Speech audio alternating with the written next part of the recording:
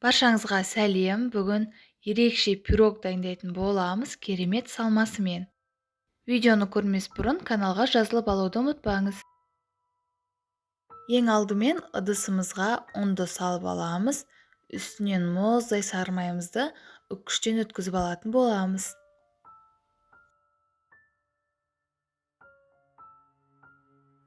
Осылай сары майды өткізіп болғаннан соң, қолдың көмегімен жақсылап майдалап үгітеміз.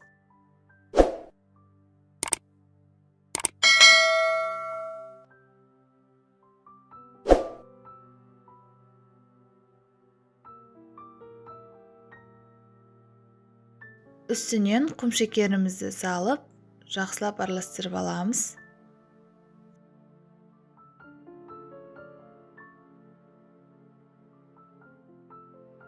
Үстінен тұз, қопсытқыш қосып, жақсылап араластырып алатын боламыз.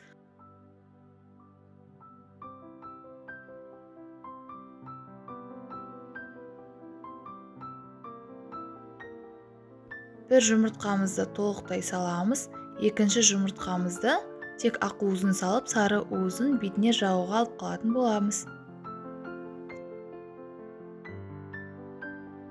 2 ас қасық қаймақты қосып, жақсылап араластырып аламыз.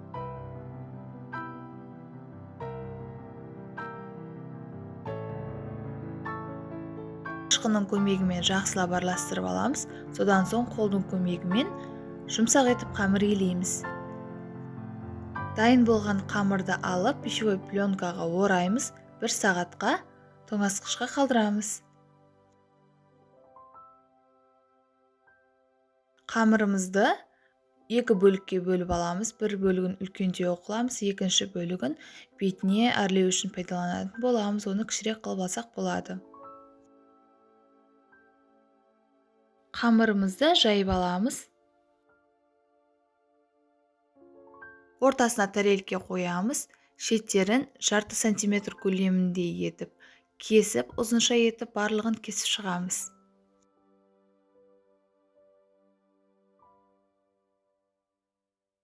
Енді видеода көрсетілгендей етіп, шетін осылай өріп шығатын боламыз. Сонда өте әдемі болып шығады пирогымыз.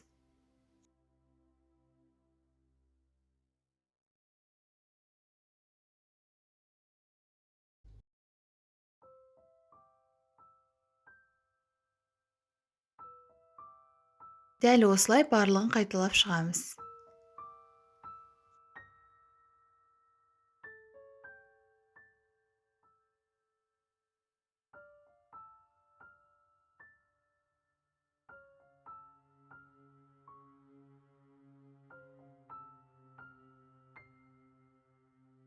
Орталарын басып шығамыз, ажырап кетпес үшін.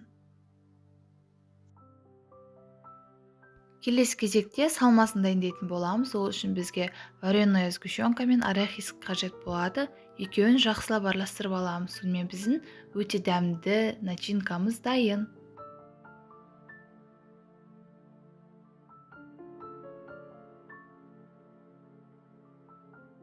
Начинкамызды үстінен салып, жан-жағына жеткізіп жағып шығамыз.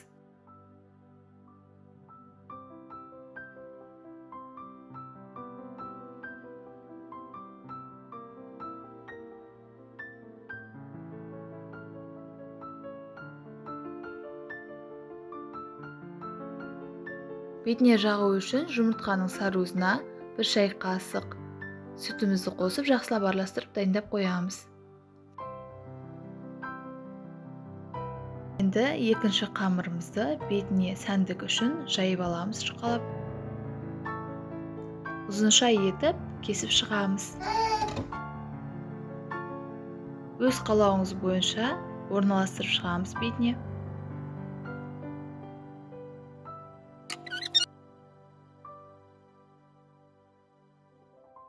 Артылған қамырымызды тастамай, осылай дөңгелек етіп, пышақтың көмегімен гүлдің формасын шығарып, бетіне әсемдік үшін қоямыз. Өте әдемі болып шығады.